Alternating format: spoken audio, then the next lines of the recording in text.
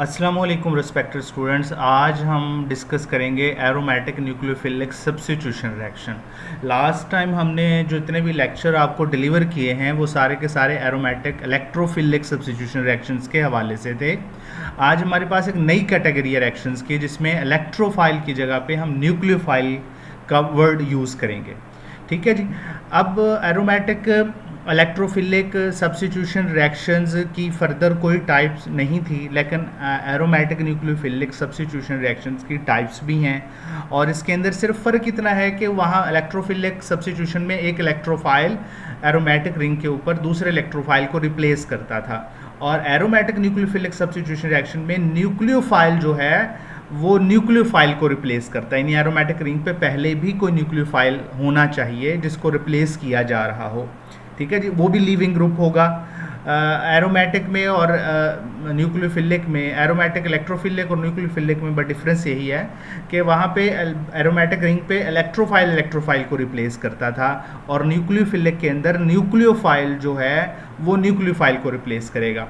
अब इसके 5 मैकेनिज्म हैं एरोमेटिक न्यूक्लियोफिलिक सब्स्टिट्यूशन रिएक्शंस के, जिसमें सबसे पहला मैकेनिज्म इसमें डिस्कस किया जाता है कि aromatic nucleophilic substitution reaction via addition elimination होता है। यानी कि पहले न्यूक्लियोफाइल ऐड होता है, बाद में लिविंग ग्रुप लीव करता है in the form of nucleophile. और सेकंड इसमें मैकेनिज्म जो डिस्कस किया जाता है वो है एलिमिनेशन एडिशन मैकेनिज्म, या इसको हम बेंजाइन मैकेनिज्म भी कहते हैं। इसके थ्रू भी एरोमेटिक न्यूक्लियोफिलिक सब्स्टिट्यूशन रिएक्शन होता है। तीसरा मैकेनिज्म इसमें बड़ा वेल नोन मैकेनिज्म है जिसको हम कहते हैं डाईएज़ोटाइजेशन, या फिर aromatic nucleophilic substitution reaction via diazonium salt. और फोर्थ वन है इसके अंदर addition of nucleophile, ring opening and ring closure, ANRORC।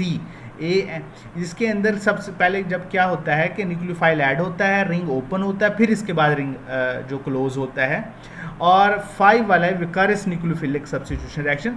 अब स्टेप वाइज हम तमाम को डिस्कस करेंगे। अब इसको डायग्रामेटिकली हमने इसके मैकेनिज्म के रिस्पेक्ट से इसकी 5 कैटेगरीज बना दी हैं, और उनमें क्या होगा, सारी के एडिशन एलिमिनेशन में क्या होगा, ये क्लासिक पाथवे है। और वाया बेंजाइन मैकेनिज्म में क्या होगा, ये हाई एनर्जी अराइन इंटरमीडिएट या बेंजाइन मैकेनिज्म के थ्रू होता है। और तीसरी कैटेगरी इसमें जो मैकेनिज्म की है वाया डाइजोनियम साल्ट है। Diazonium salt basically excellent leaving group है, इस वजह से इसको कहा जाता है एक्सीलेंट लीविंग ग्रुप पाथवे। और फोर्थ वन है इसमें VNS विकारियस न्यूक्लियोफिलिक सब्स्टिट्यूशन है, स्पेशल न्यूक्लियोफाइल सब्स्टिट्यूशन रिएक्शंस है, इसको भी हम डिस्कस करेंगे। और फिफ्थ वन जो है जिसमें क्या होता है कि बेसिकली जब न्यूक्लियोफाइल अटैक करता है तो इसमें पहले रिंग ओपन होता है, फिर इसके बाद इसके बाद रिंग क्लोज होता है। ठीक है जी। बाकी चारों पहले मैकेनिज्म में रिंग ओपनिंग कोई नहीं होती। अच्छा जी, इसके अंदर अगर मैकेनिज्म की बात की जाए, सबसे पहले हम पहला मैकेनिज्म डिस्कस करेंगे वाया एडिशन एलिमिनेशन मैकेनिज्म कि aromatic nucleophilic substitution reaction via addition elimination कैसे परफॉर्म होते हैं। अच्छा जी, इसमें बेसिकली होता क्या है कि जब न्यूक्लियोफाइल आके अटैक करता है बेंजीन रिंग के ऊपर, और ऐसी पोजीशन पे अटैक करेगा जहाँ पे ऑलरेडी कोई न्यूक्लियोफाइल लिविंग ग्रुप लगा हुआ हो in the form of negatively charge species, कि वो जब जाए तो अपना नेगेटिव चार्ज वहाँ से लेके जाए। एरोमेटिक में तो ये था कि सिर्फ जब अटैक होता था हाइड्रोजन वहाँ से in the form of hydrogen ion निकल जाता था इलेक्ट्रोफाइल की शक्ल में, लेकिन यहाँ पे अटैक जो है बड़े स्पेसिफिक पोजीशन पे होगा। ऐसी पोजीशन पे होगा जहाँ पे लिविंग ग्रुप पहले से लगा हुआ हो, और वो लिविंग ग्रुप जब एरोमेटिक रिंग को छोड़ के जाए तो अपना पूरा बॉन्ड यहाँ से ले के जाए, छोड़ के ना जाए। ठीक है, न्यूक्लियोफाइल आया है तो न्यूक्लियोफाइल की शक्ल में ही निकल जाए यहाँ पे। अच्छा, यह न्यूक्लियोफाइल जब अटैक किया तो ऐसी पोजीशन पे अटैक किया जहाँ पे सपोज करें कि फ्लोरीन लगा हुआ था। ठीक है जी, और फ्लोरीन बहुत अच्छा लिविंग ग्रुप है, और जब यहाँ पे लगा हुआ था तो एरोमेटिक रिंग के ऊपर नेगेटिव चार्ज आ गया। पहले ये था एरोमेटिक में तो पॉजिटिव चार्ज आता था, पॉजिटिव चार्ज क्या करता था, वो पूरे रिंग के ऊपर रेजोनेट करता था। अब न्यूक्लियोफाइल जो है पूरे रिंग के ऊपर रेजोनेट करेगा, लेकिन पॉजिटिव चार्ज तो स्टेबलाइज हो जाता था बेंजीन रिंग के ऊपर। लेकिन नेगेटिव चार्ज को स्टेबलाइज होने के लिए ज़रूरी है कि एरोमेटिक रिंग के ऊपर कोई इलेक्ट्रॉन विद ड्राइंग ग्रुप लगा हुआ हो, जैसे नाइट्रो ग्रुप है, that is the electron withdrawing group है, और बड़ा strong electron withdrawing group है with respect to resonance effect. इस वजह से इसका रेजोनेंस इफेक्ट भी -r है, और with respect to inductive effect इसका इंडक्टिव इफेक्ट भी -i, यानी दोनों के रिस्पेक्ट से इलेक्ट्रॉन विद ड्राइंग ही है। तो नेगेटिव चार्ज को वो इजीली कंपनसेट कर लेता है अपने नाइट्रो ग्रुप के ऊपर, और जिसकी वजह से न्यूक्लियोफाइल के अंदर ये हिम्मत पैदा होती है, करज पैदा होती है कि वो इजीली अटैक कर लेता है एरोमेटिक रिंग के ऊपर। और इस इंटरमीडिएट्स को जो आपके सामने नज़र आ रही हैं इंटरमीडिएट्स, इनको मेजनहेमर कम्प्लेक्सेस भी कहा जाता है। जब नेगेटिव चार्ज भी हो और उसके ऊपर नेगेटिव चार्ज किसी नाइट्रो ग्रुप के ज़रिए या कोई इलेक्ट्रॉन विद ड्राइंग ग्रुप के ज़रिए स्टेबलाइज हो। स्टार्ट में तो मेजनहेमर कम्प्लेक्स जो का लफ्ज़ जो था वो यूज़ ही ऐसे एरोमेटिक रिंग के लिए होता था जिसके अंदर ऊपर नाइट्रो ग्रुप लगे हुए हों। और नाइट्रो ग्रुप भी कहाँ लगे हुए हों? स्पेशली नाइट्रो ग्रुप के लिए शर्त है कि जहाँ पे कोई लीविंग ग्रुप लगा हुआ है, चाहे फ्लोरीन है, ब्रोमीन है, क्लोरीन है, या फिर कोई अल्कोक्सी ग्रुप है जैसे मिथॉक्सी ग्रुप है, उसके रिस्पेक्ट से आर्थो पोजीशन पे हो, जैसे ये दो आर्थो और पैरा पोजीशन पे हो, या आर्थो पे हो या पैरा पे हो, या सारी आर्थो और पैरा पोजीशंस पे हो। तो आर्थो और पैरा पोजीशन पे नाइट्रो ग्रुप या इलेक्ट्रॉन विद ड्राइंग ग्रुप की वजह से जो नेगेटिव चार्ज है वो इजीली स्टेबलाइज हो जाता है। तो स्टार्ट में नाइट्रो ग्रुप की वजह से इसको मेजनहेमर कम्प्लेक्स कहा जाता था, कि स्टार्ट में मेजनहेमर ने ही 1902 के अंदर इसको सबसे पहले आइसोलेट किया था और इसका नाम जो है अपने नाम पे रखा था। अच्छा जी, इसके बाद क्या मेटा पे अगर नाइट्रो ग्रुप हो, फिर नहीं, मेटा पे जो है रिएक्शन या तो बहुत स्लो होगा या रिएक्शन होगा ही नहीं, यानी न्यूक्लियोफाइल जो है वो अटैक ही नहीं करेगा। जैसे ये न्यूक्लियोफाइल है, ये न्यूक्लियोफाइल अटैक करेगा उस कार्बन के ऊपर जिसके ऊपर पहले से कोई अल्कोक्सी ग्रुप लगा हुआ है। वो अल्कोक्सी ग्रुप ऐसा है जो लीव कर सकता है एरोमेटिक रिंग को। फिर इसके बाद नेगेटिव चार्ज आएगा तो पूरे रिंग के ऊपर रेजोनेट करेगा, जिसको मेजनहेमर कम्प्लेक्स कहते हैं। तो अब हम थोड़ा सा डिस्कस करेंगे कि क्या इफ़ेक्ट होता है लिविंग ग्रुप का, सबस्ट्रेट पैटर्न का, या सब्स्टिट्यूएंट्स का। तो आपको स्टेप बाय स्टेप सारी बातें समझ में आ जाएंगी कि इफ़ेक्ट ऑफ लिविंग ग्रुप, के लिविंग ग्रुप कैसा होना चाहिए अगर न्यूक्लियोफाइल अटैक करता है। तो कहते हैं मोस्टली इसमें जो है fluorine often is used as a leaving group. It is seen in the Sanger's reagent. Biochemistry में भी हमने इसको डिस्कस किया था, सेंजर्स रिएजेंट को पेप्टाइड की आइडेंटिफिकेशंस के लिए। अगर fluorine as a leaving group है तो वो रिएक्शन 3300 टाइम्स फास्टर होता है एज कंपेयर टू आयोडीन, या फिर as compare to chlorine, bromine. उनके अंदर भी अगर आप देखें तो फ्लोरीन जो है इसका रेट ऑफ रिएक्शन जो है वो 3300 टाइम फास्टर है फिर एज कंपेयर टू आयोडीन। अगर क्लोरीन है तो इसका as compare to iodine 4.3 times है, और ब्रोमीन का भी 4.3 टाइम्स है, दोनों का सेम है। अगर हम आयोडीन को सिर्फ हेलोजेंस के अंदर स्टैंडर्ड मान लें तो सबसे फास्टेस्ट जो रिएक्शन देंगे वो फ्लोरीन वाले एरोमेटिक कंपाउंड्स देंगे। ठीक है जी। अच्छा, ये तो हमने पढ़ लिया कि लीविंग ग्रुप कैसा होना चाहिए। तो ज़्यादातर एडिशन एलिमिनेशन की आपको लिमिटेशन एक तो यहीं से पता चल गई कि ये एक लिमिटेड रिएक्शंस हैं जो स्पेसिफिक हैं फ्लोरीन जैसे रिएक्शंस के लिए या हेलोजन से रिएक्शन के लिए। ये ऐसे कंपाउंड जो हैं अगर बेंजीन रिंग पे लगे हों या एरोमेटिक कंपाउंड पे लगे हों तो वहाँ पे एडिशन एलिमिनेशन मैकेनिज़्म बड़ा इजी हो जाता है, वरना ये मैकेनिज़्म फिर यहाँ काम नहीं करेगा। अच्छा जी, दूसरी बात, सब्स्टिट्यूशन जो है वो कहाँ पे होनी चाहिए। सबसे पहली बात तो ये है कि सब्स्टिट्यूशन के लिए ज़रूरत है इलेक्ट्रॉन विद ड्राइंग ग्रुप हो। फिर उनकी पोजीशन भी बड़ी मैटर करती है कि पोजीशन के हवाले से अगर बात की जाए, या तो वो electron withdrawing group para position पे हो, या आर्थो पोजीशन पे हो, या सारी पोजीशन पे हो। अगर सारी पोजीशन पे है तो फिर तो सबसे ज़्यादा तेज़ और फास्टेस्ट रिएक्शन होगा।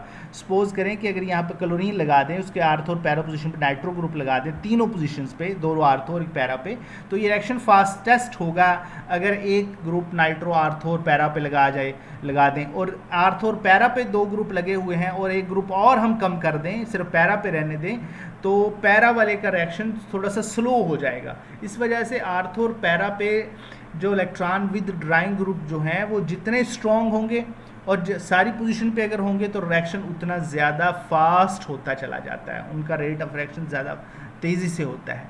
ठीक है जी। पैटर्न भी हमने समझा दिया कि एक तो सबसे पहले इलेक्ट्रॉन विद ड्राइंग ग्रुप लगा होना चाहिए, और पैटर्न क्या होना चाहिए कि वो आर्थो और पैरा पे होने चाहिए, मेटा पे ना हो तो सबसे बेहतर है, क्योंकि मेटा पे होने की वजह से क्या होता है कि rate of reaction is factored by relative position of leaving group and electron withdrawing group. For example nucleophilic aromatic substitution reaction of para nitrophenyl fluoride is orders of magnitude faster than meta nitrophenyl fluorides, even though nitro is close to the leaving group and should presumably exert more of the inductive effect।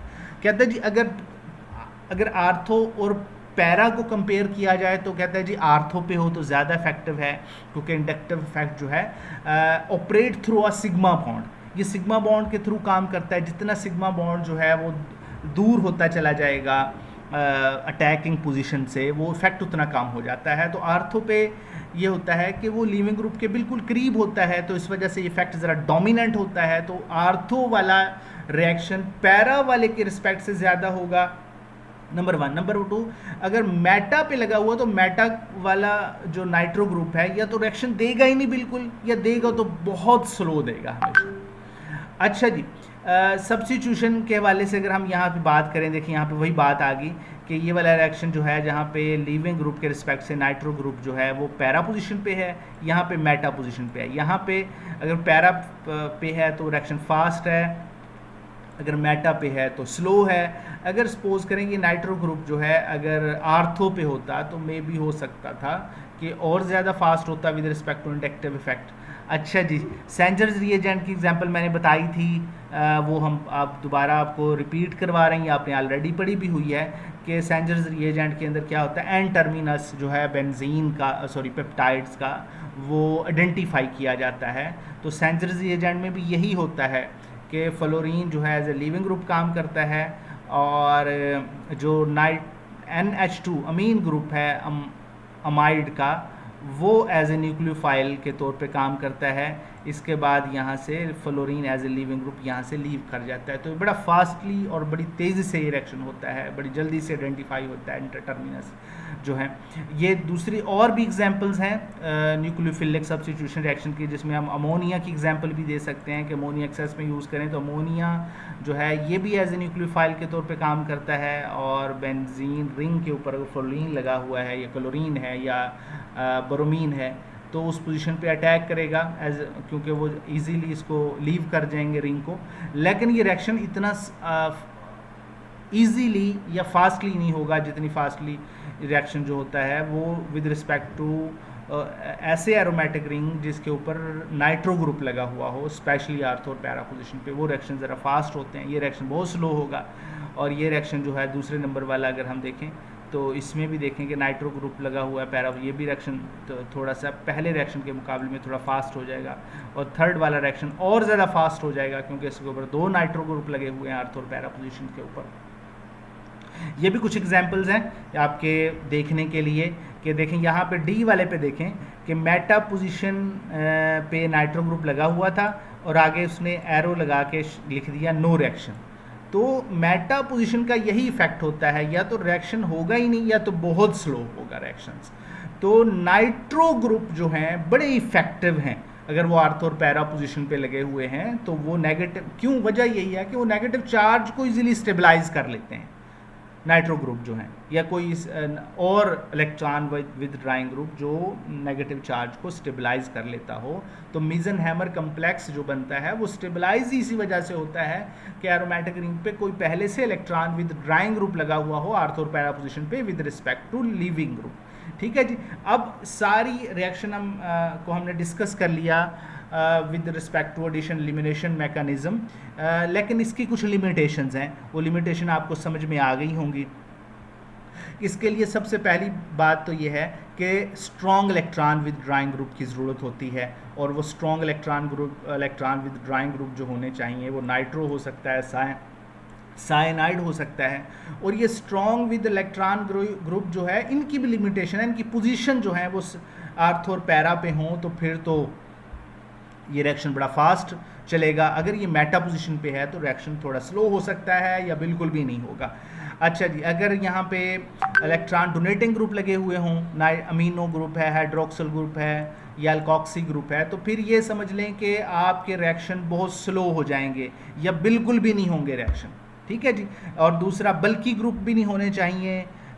मीज़नहेमर complex जब बनता है ortho पे और para पे, इसकी ortho पे specially, क्योंकि उसकी वजह से हो सकता है कि जो वो साइट है रिएक्शन की वो ब्लॉक हो जाए, या फिर लीविंग ग्रुप भी ऐसा नहीं होना चाहिए जो बहुत ज़्यादा बल्कि हो, क्योंकि न्यूक्लियोफाइल के अटैक में वो हर्डल काज कर सकता है।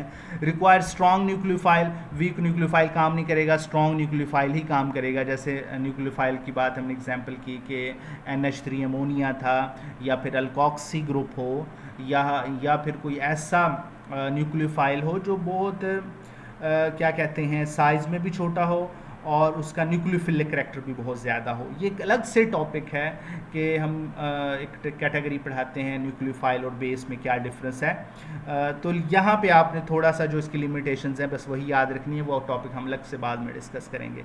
अच्छा, competing side reaction, strong basic nucleophile can deprotonate acidic side instead of undergoing substitution. ये वही बात आ गई कि सम टाइम न्यूक्लियोफाइल बेस का काम भी करना स्टार्ट कर देते हैं।